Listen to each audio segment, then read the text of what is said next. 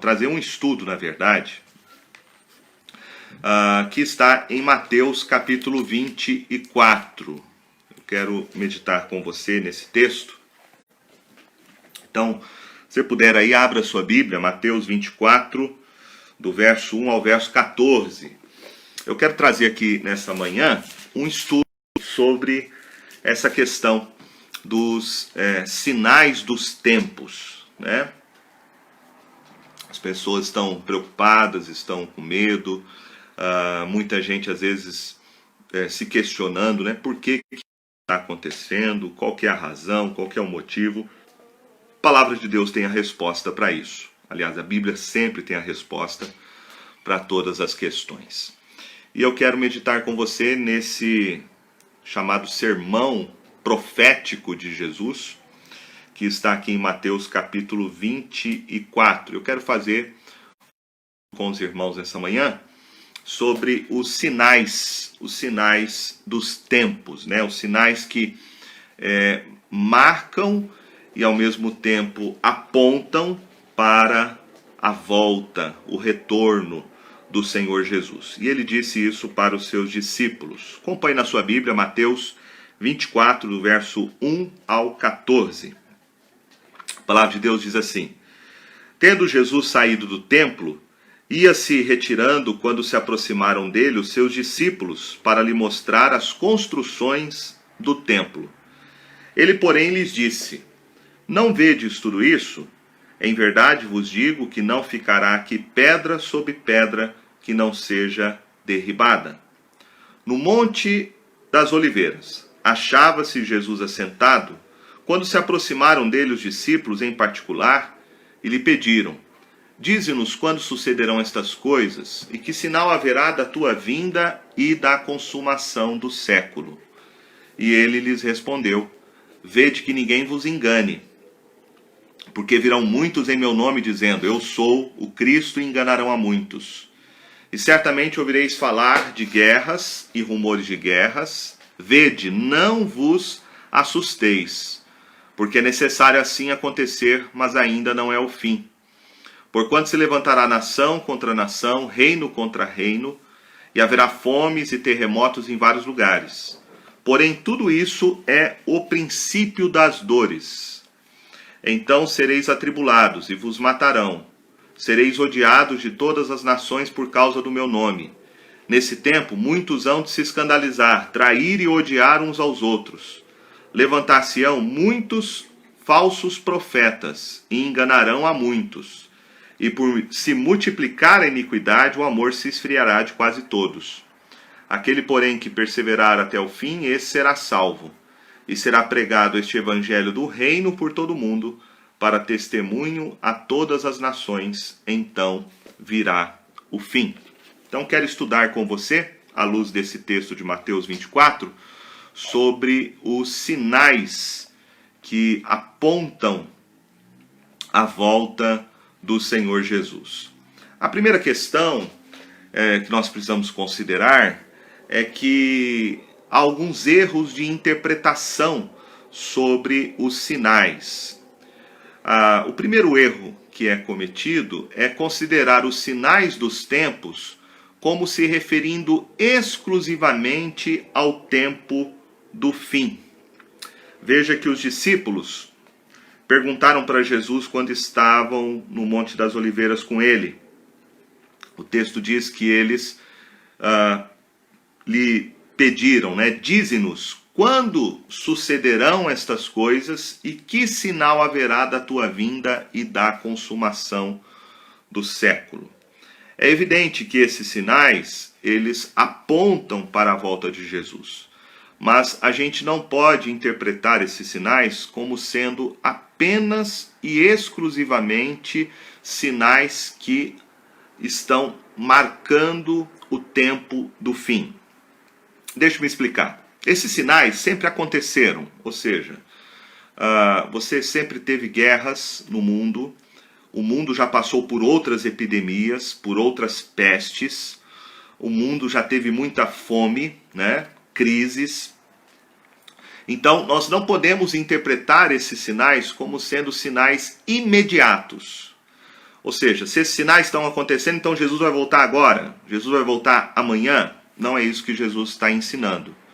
Jesus está ensinando que esses sinais vão ocorrer durante todo o período entre a sua primeira vinda, né? o seu nascimento, o seu ministério terreno, e depois a sua morte e ressurreição, até o dia que ele voltará. Então, essa era, esse tempo que nós estamos vivendo, será marcado por esses sinais. Esses sinais não se referem exclusivamente ao tempo do fim, né? Ou seja, o mundo não vai acabar amanhã, que é algo que eu vejo as pessoas com pânico, com medo, né? Como se o mundo amanhã fosse acabar, o mundo fosse acabar essa semana. Não, não é isso que Jesus está ensinando para nós.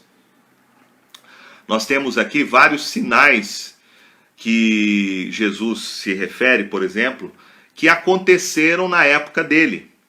Ou seja, logo depois de Jesus ter ressuscitado os mortos, subido aos céus, Jerusalém, por exemplo, foi invadida pelo Império Romano. E Jesus certamente está falando de alguns desses sinais que aconteceram naquele momento, que aconteceram naquela época, né? E esses sinais, então, eles já tiveram um cumprimento, num certo sentido, naquele período, com a invasão romana, com a destruição de Jerusalém, onde as pessoas foram perseguidas, onde houve guerra, onde houve fome, onde houve peste. Mas também esses sinais ilustram esse tempo que marca essa trajetória da igreja, esse período que nós vivemos até a volta de Jesus. Então essa é a primeira questão de nós considerarmos. Segunda questão é que Jesus ele está falando de sinais aqui dos tempos, e às vezes nós achamos que esses sinais apenas se referem a coisas que são catastróficas, né? Coisas que são espetaculares, né? Eventos que são anormais. Mas na verdade Jesus também se refere aqui a coisas que vão acontecer de maneira normal, que vão acontecer de maneira natural. Por exemplo, ele fala de pessoas que vão ter aversão, que vão perseguir, que vão ter ódio dos seus discípulos. E isto não é nada extraordinário. É algo, inclusive, que Jesus diz que aconteceria com os discípulos dele, né? Que nós seríamos perseguidos, que nós seríamos odiados, que nós seríamos rejeitados. Então, esse é um sinal que os cristãos experimentam de maneira rotineira nas suas vidas, muitas vezes. Então, nós não podemos considerar apenas os sinais como sendo coisas espetaculares, coisas catastróficas, eventos anormais. São sinais também que farão parte da nossa vida como discípulos de Cristo, como seguidores do Senhor Jesus, né? O que eu vejo nesses sinais que Jesus está aqui se referindo em Mateus 24, é que o que vai acontecer é que haverá uma intensificação, ou seja, à medida que vamos nos aproximando do dia da volta de Jesus, esses sinais vão se intensificar. Esses sinais vão intensificando-se à medida que Cristo, à medida que chega o dia da volta de Cristo, né? Então, o que eu vejo é uma intensificação desses sinais, e não apenas como às vezes as pessoas interpretam sinais pontuais, né? Então, se algum desses sinais acontecer, então Jesus vai voltar amanhã. Não. Jesus está falando aqui de uma intensificação desses sinais até o dia da sua volta. Outro erro que as pessoas cometem ao interpretar esses sinais que Jesus se refere é as pessoas tentarem dar uma data, né? Ou seja, marcar o dia da volta de Jesus. E nós devemos tomar muito cuidado com isso. O Senhor Jesus mesmo disse aqui em Mateus 24, no verso 36, mas a respeito daquele dia e hora, ninguém sabe, nem os anjos dos céus, nem o Filho, senão o Pai, né? Então, certamente respondendo aquela pergunta dos discípulos, né? Que sinal haverá da tua vinda e da consumação do século? Então Jesus está dizendo que ninguém sabe, nem o dia e nem a hora. Então não podemos marcar, não podemos datar o dia da volta de Cristo. Não podemos fazer isso de maneira alguma, né? Então quem interpreta esses sinais marcando logo de imediato, ó, Cristo vai voltar tal dia, Cristo vai voltar tal mês, tal ano, de fato está cometendo um sério erro de interpretação da Escritura, né? Então nós não podemos, através desses sinais, construir um cronograma exato de acontecimentos futuros. Alguns chamam isso de escatologia de reportagem, né? Como se a gente pudesse fazer uma matéria, né, descrevendo esses sinais como um roteiro de uma reportagem, como se isso fosse uma lógica em que, se esses acontecessem dessa maneira, numa sequência, Jesus logo estaria voltando. Não é isso que Jesus quer nos ensinar em Mateus 24, e esses são alguns erros que as pessoas cometem ao interpretar os sinais. Como que a gente deve entender, então, Mateus 24? Como que a gente deve entender esses sinais que Jesus descreveu que acontecerão, que ocorrerão antes da sua volta, né? Então, embora geralmente consideremos os sinais dos tempos como apontando para o futuro, normalmente é essa a interpretação que as pessoas fazem, estes sinais apontam, antes de tudo, para o que Deus já fez no passado, né? Então, nós devemos olhar para esses sinais como sendo, primeiro, uma aplicação imediata para o que aconteceria logo depois com os discípulos de Jesus, e Jesus aqui está se referindo, sem dúvida alguma, à invasão que houve em Jerusalém. Então ele teve uma aplicação imediata para os seus discípulos, mas também nós devemos olhar para esses sinais como sendo uma ocorrência deles em toda a história, e eles vão se intensificando à medida que se aproxima o dia da volta de Jesus. Eu creio que esta é a interpretação mais coerente com o ensinamento da Escritura. Ou seja, esses sinais não estão já marcando a volta de Jesus, mas esses sinais vão acontecer.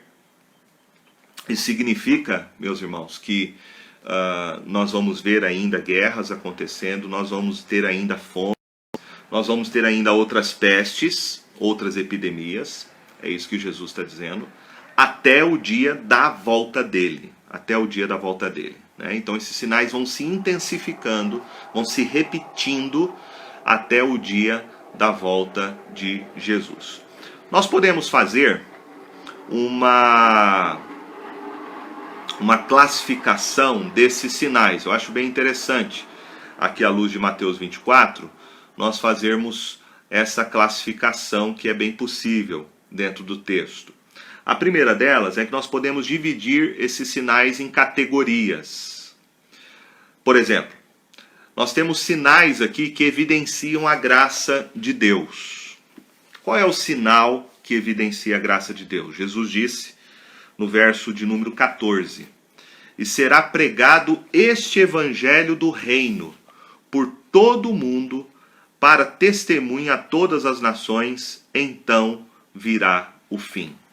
Então, um dos sinais que vai fazer parte de toda essa era até a volta do Senhor Jesus, até o fim, e fim aqui se refere à consumação dos séculos, né? O dia da sua volta, é a pregação do Evangelho. É a proclamação do Evangelho a todas as nações. Ele diz isso: esse Evangelho do reino será pregado por todo o mundo para testemunho a todas as nações. Então, nós vamos pregar o Evangelho, nós vamos anunciar o Evangelho, nós igreja, nós povo de Deus, nós que somos discípulos de Cristo, Nós temos que nos concentrar nisso. Essa é a missão que Jesus nos deu, é de pregar o Evangelho. Nós não podemos perder esse foco, nós não podemos perder esta nossa missão. A missão nossa como igreja é proclamar o Evangelho, é falar do Evangelho. Às vezes nós, por causa da epidemia, né, por causa do coronavírus, às vezes ficamos falando muito a respeito disso.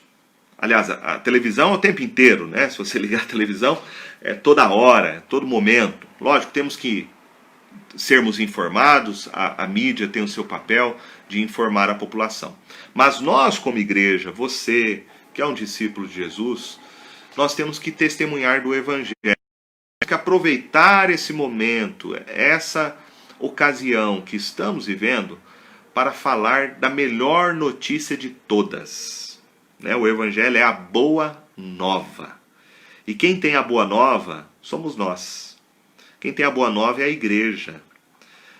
O mundo não tem a boa nova. A televisão não vai falar dessa boa notícia. Nós temos a boa nova. Então nós temos que aproveitar essa oportunidade que temos como igreja de pregar o Evangelho, pregar a boa nova para tanta gente que está aí, né?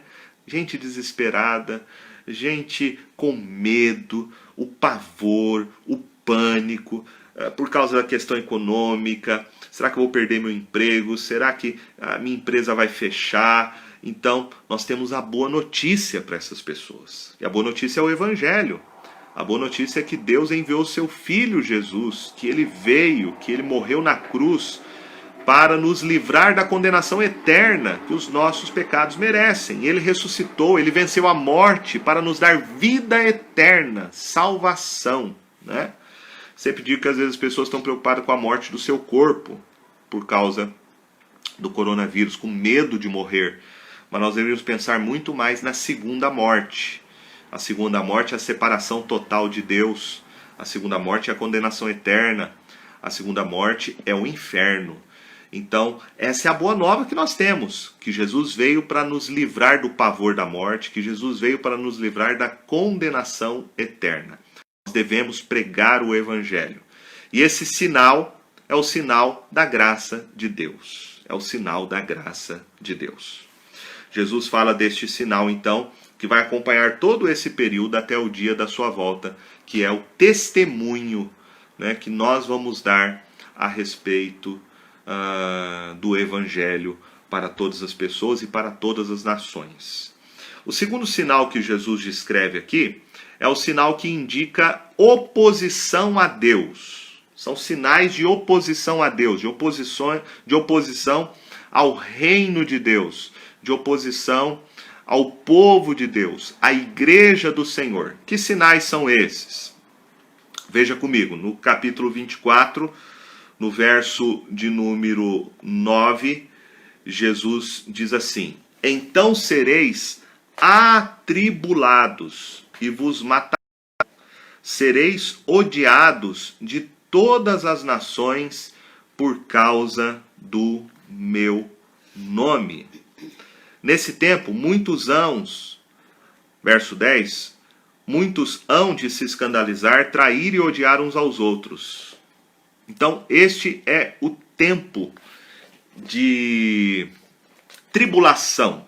Jesus fala, vocês serão atribulados, né? E aqui, tribulação significa um aperto, né? Jesus está falando de uma perseguição. Jesus está falando a respeito de um ódio que nações, que povos terão por causa do Evangelho, por causa do seu nome. Então, a igreja vai experimentar, à medida que se aproxima o dia da volta de Cristo, essa tribulação. Tribulação. E tribulação aqui não vem de Deus. A tribulação aqui no texto é bem claro. Ela vem dos homens. A causa é a oposição dos homens ao povo de Deus. A causa aqui é o ódio dos homens ao Evangelho, aqueles que testemunham a respeito de Cristo Jesus. Então nós seremos, a igreja ainda, hoje nós temos liberdade no nosso país, né? Graças a Deus por isso, no Brasil, mas há muitos lugares no mundo que os cristãos são perseguidos, porque eles testemunham a respeito de Jesus, né? Eu não olho, alguns interpretam dessa maneira, eu não olho essa epidemia como perseguição. Ela não é perseguição. Ela é uma medida restritiva para nós ficarmos em casa. Mas agora eu estou aqui, online com você, falando do Evangelho abertamente, livremente. Vai chegar um tempo em que nós nem isso teremos. Nós não teremos liberdade alguma, porque de fato nós seremos perseguidos. A igreja será perseguida pelos ímpios. A igreja será perseguida por aqueles que vão ter ódio de quem testemunha de Jesus como único Senhor e Salvador. Então, este é um sinal que indica oposição ao reino de Deus, oposição ao povo de Deus, que a gente chama de tribulação, né? É a perseguição que vai ocorrer. Outro sinal de oposição a Deus está aí no verso de número 12, que diz assim, 11 e 12. Levantar-se-ão muitos falsos profetas e enganarão a muitos. E por se multiplicar a iniquidade, o amor se esfriará de quase todos. Que sinal é esse de oposição a Deus? É apostasia. Apostasia. Apostasia significa abandonar a fé. A fé aqui não é a fé verdadeira, não é a fé real. É abandonar a fé nominal. Ou seja, tem muita gente que se diz ser cristão, mas não é realmente um cristão. Não é convertido ao Senhor Jesus. E o que a gente vai ver à medida que esses sinais vão se repetindo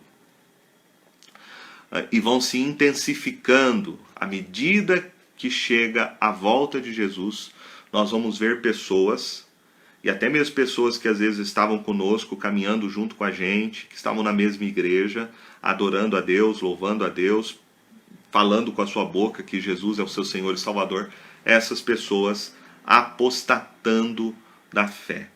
Jesus fala aqui de falsos profetas que vão se levantar e tentar enganar a muitos. Então esse é um sinal de apostasia. É uma fé nominal apenas. Não é uma fé verdadeira, uma fé real, uma fé de conversão, uma fé genuína. É uma falsa fé. E o que nós vamos ver é essa apostasia. Quando o texto fala, se multiplicar a iniquidade, o amor se esfriará de quase todos, às vezes as pessoas interpretam aqui amor como sendo no sentido de solidariedade humana, né? Mas dentro do contexto aqui, o amor não se refere à solidariedade humana. O amor que se refere de fato ao amor a Cristo Jesus, o amor ao Evangelho, o amor aos meus irmãos na fé. É esse amor aqui que Jesus está se referindo que vai se esfriar à medida que se aproxima a volta de Cristo. Ou seja, muita gente vai apostatar da fé, muita gente vai deixar o Evangelho, muita gente vai negar Jesus como seu Senhor e Salvador à medida que se aproxima a volta de Jesus, né? Porque esses sinais, eles têm um duplo efeito. Ou eles confirmam a nossa fé em Cristo, reafirmam a nossa fé em Cristo, fortalecem a nossa fé em Cristo, ou eles causam um efeito contrário. O seu coração se esfria, né?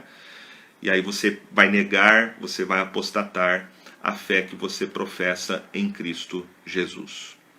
O terceiro sinal que indica oposição a Deus, então, nós vimos que o primeiro é tribulação, segundo Mateus 24:9, o segundo é apostasia, segundo Mateus 24:12. O terceiro, então, é o anticristo. Jesus fala aqui no verso de número 15. Quando, pois, virdes o abominável da desolação de que falou o profeta Daniel no lugar santo, quem lê, entenda. Então os que estiverem na Judéia, fujam para os montes. Quem estiver sobre o eirado, não desça a tirar de casa alguma coisa. Quem estiver no campo, não volte atrás para buscar a sua capa. Ai das que estiverem grávidas e das que amamentarem naqueles dias.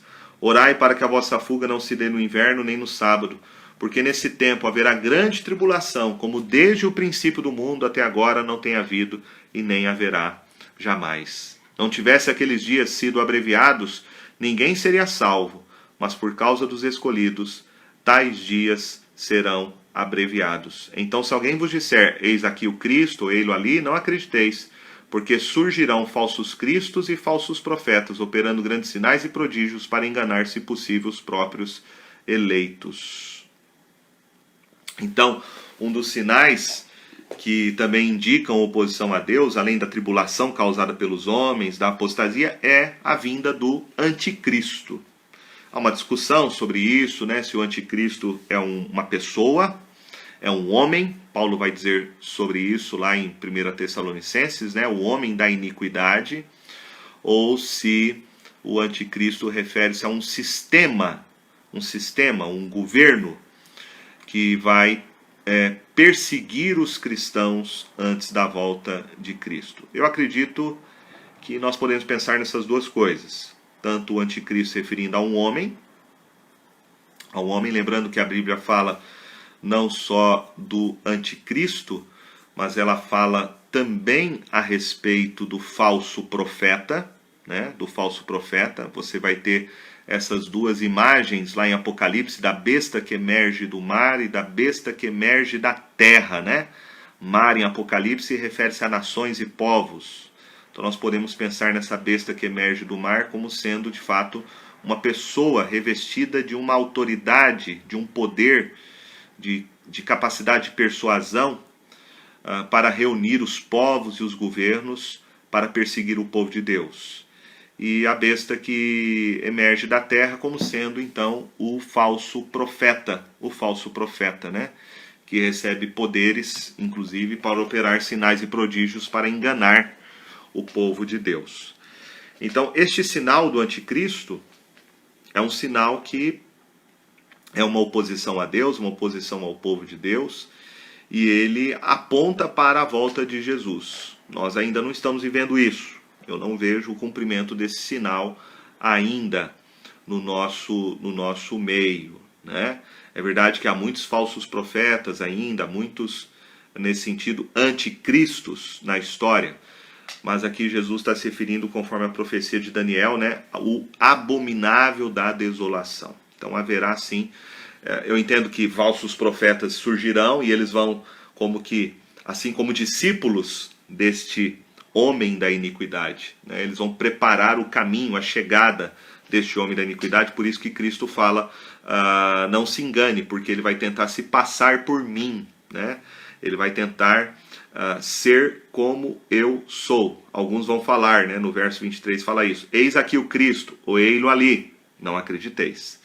E essa é uma característica do anticristo, né? Ele vai se apresentar como ovelha, mas ele é um dragão, né? Então, este é um sinal que também antecede a volta de Jesus. Pois bem, aí nós chegamos então no nosso ponto aqui, os sinais que indicam o julgamento divino, o julgamento parcial de Deus sobre a humanidade. Que sinais são esses? Acompanhem para mim, acompanhem junto comigo. Versos 6, 7, diz assim: e certamente ouvireis falar de guerras e rumores de guerras. Vede, não vos assusteis, porque é necessário assim acontecer, mas ainda não é o fim.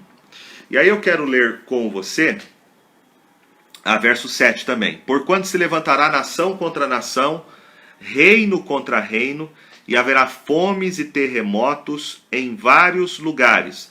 Porém, tudo isso é o princípio das dores. Agora eu quero ver com você, lá em Lucas, capítulo 21. É a mesma passagem, é o mesmo texto, só que ele traz uma informação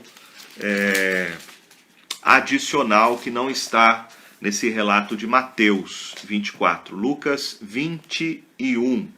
Lucas 21. Verso de número... Eu quero ler aqui verso de número 9 em diante. Jesus diz assim: quando ouvirdes falar de guerras e revoluções, não vos assusteis, pois é necessário que primeiro aconteçam estas coisas, mas o fim não será logo. Então lhes disse: levantar-se-á nação contra nação e reino contra reino.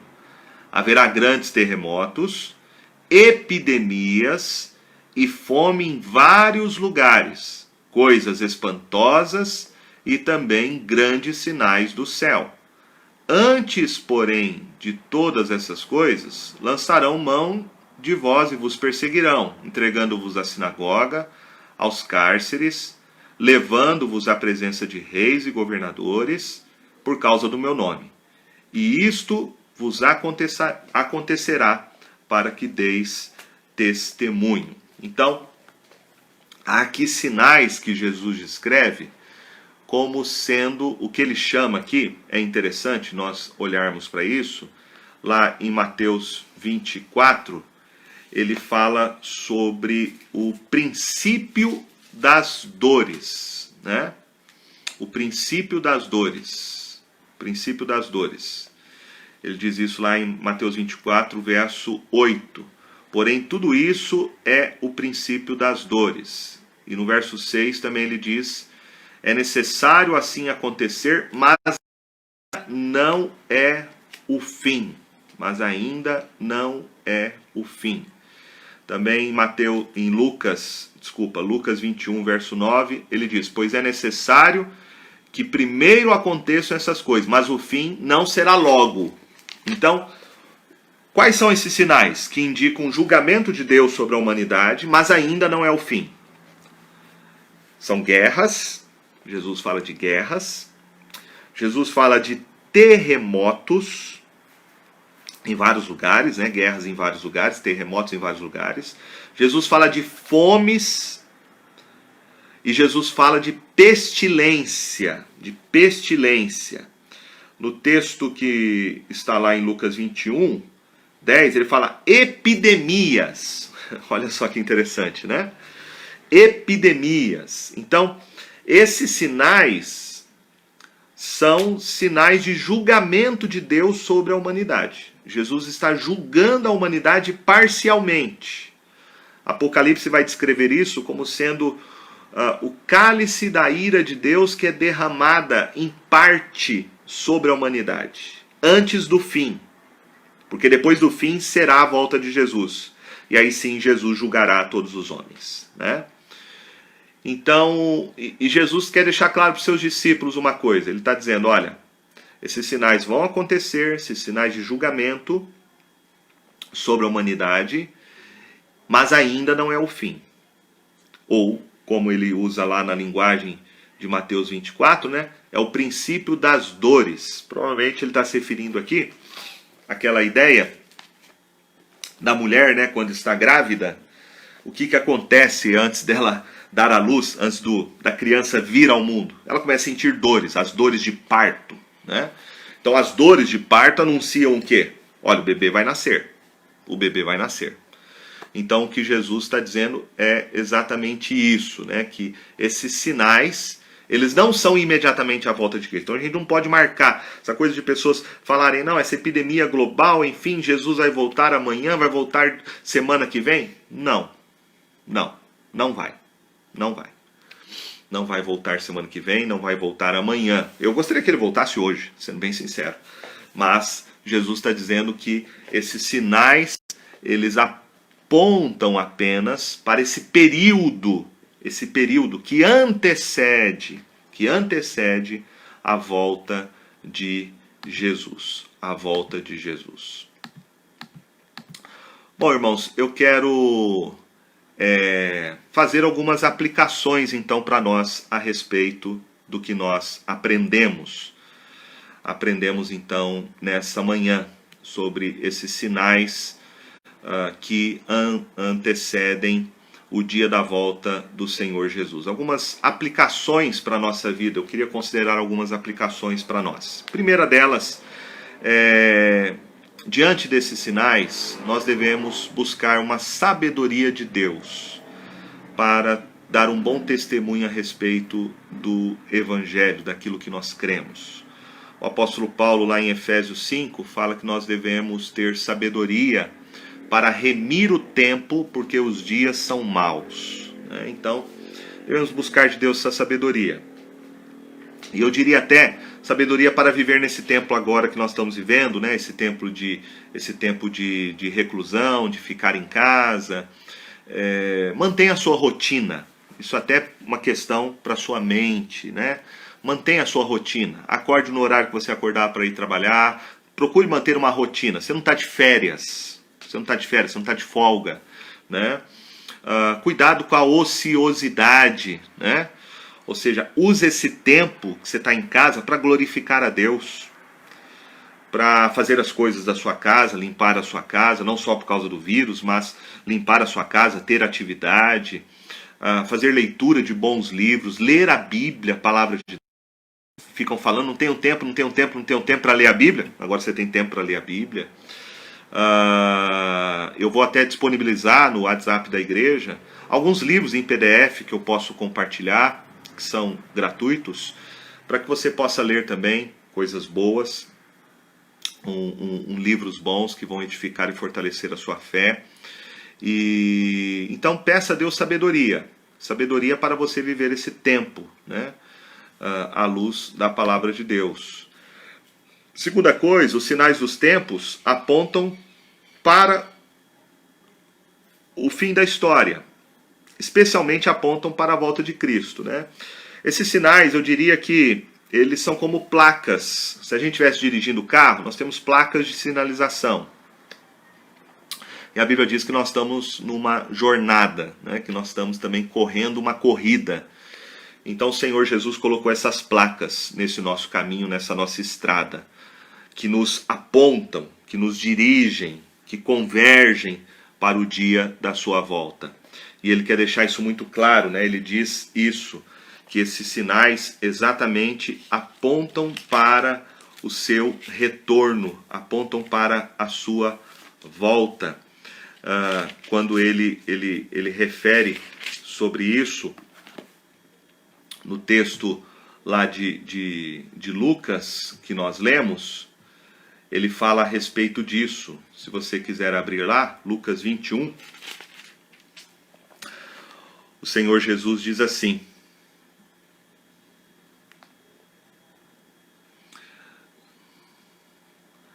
bem no finalzinho ele diz assim, no 21, verso 28. Ora, ao começarem estas coisas a suceder, exultai e erguer a vossa cabeça, porque a vossa redenção se aproxima. Então nós devemos entender que esses sinais, eles apontam para o dia da nossa redenção, né?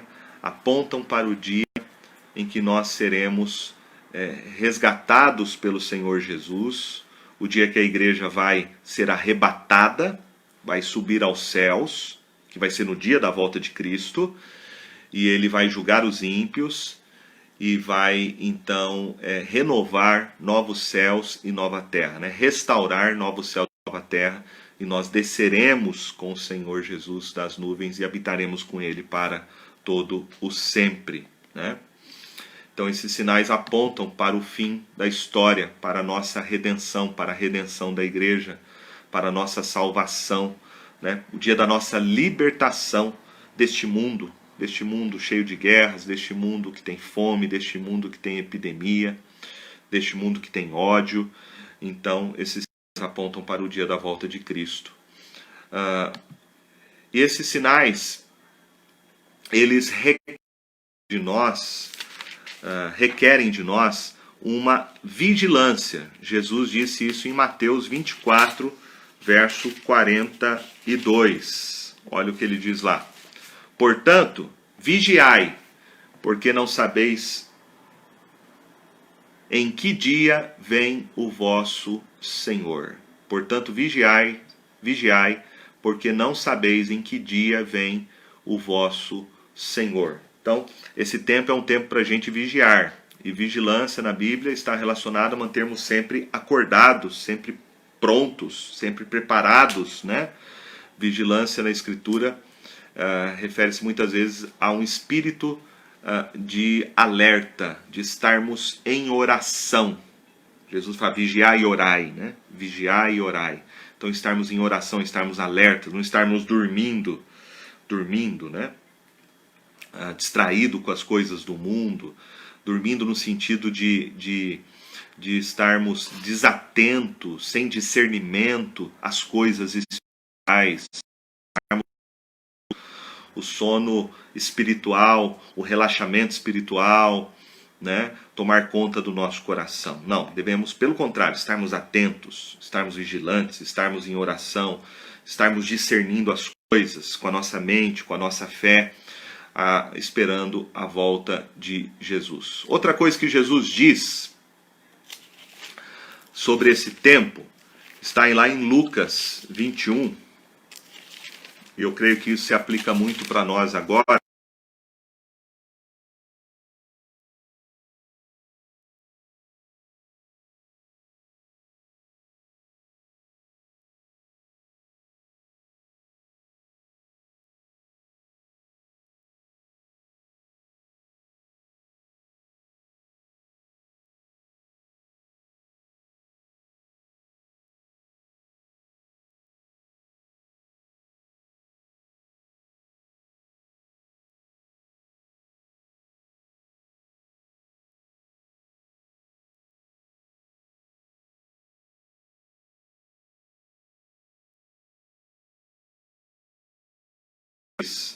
Ora, ao começar estas coisas suceder, exultai e erguei a vossa cabeça, porque a vossa redenção se aproxima. E o verso 33. Passará o céu e a terra, porém as minhas palavras não passarão. Né? Então, Lucas 21, verso 9, Jesus fala para nós não nos assustarmos, pois é necessário que primeiro aconteça essas coisas, mas o fim não será logo. Então a primeira palavra que eu digo a você é: não tenha medo. É isso que Jesus está dizendo para os seus discípulos. Não tenham medo, não tenham medo. Essas coisas vão acontecer, não tenha medo. Não fique em pânico. Eu digo para você que o medo é inimigo da fé. Se a gente pudesse comparar, o medo é o vírus. O medo é o vírus. E a fé é o antivírus. O que mata o vírus do medo é a fé. É a confiança em Jesus. É a confiança no Senhor. Então não deixe o medo tomar conta do seu coração, porque o medo paralisa. O medo gera ansiedade, pânico. A gente tem visto isso na vida de muita gente. E o medo, além de prejudicar a sua fé, o medo, ele também traz consequências para o seu corpo, para o seu organismo. Né? Você cai as suas defesas, cai o seu sistema imunológico. Então, não deixe o medo, o pavor, o pânico. Eu digo que o pânico, ele distorce os fatos, ele superdimensiona as coisas, ele causa desespero nas pessoas. E Jesus está dizendo exatamente isso. Não vos amedronteis. Se eu não tenho que ter medo, eu tenho que ter o quê? Eu tenho que ter fé, eu tenho que ter confiança no Senhor Jesus. Eu tenho que ter confiança no Senhor Jesus. E ele diz que estas coisas hão de acontecer, no verso 33. Passarão o céu e a terra, porém as minhas palavras não passarão. Não passarão. Né? Jesus está dizendo é que os céus e a terra, ele muda as estações, chove, mas a palavra de Jesus permanece a mesma. O que nós vemos, meus irmãos, e isso para nós é, sem dúvida alguma, confirmação para a nossa fé, é que aquilo que Jesus predisse, aquilo que ele profetizou nesse sermão, está se cumprindo literalmente, né? Dias atrás eu estava conversando com alguém, a pessoa falava, olha, guerras, tudo bem, até imaginei, agora epidemia mundial. Se você olhar para a televisão, o mundo inteiro está parado, não é só o Brasil não. O mundo parou, a terra parou. A palavra de Jesus está se cumprindo. A palavra de Jesus é verdadeira. A palavra de Jesus é confiável. Então confie no Senhor Jesus, confie na palavra de Jesus. Ele é soberano. A Bíblia diz que ele é o Rei dos reis, ele é o Senhor dos senhores. E a palavra dele está se cumprindo. E ele vai voltar.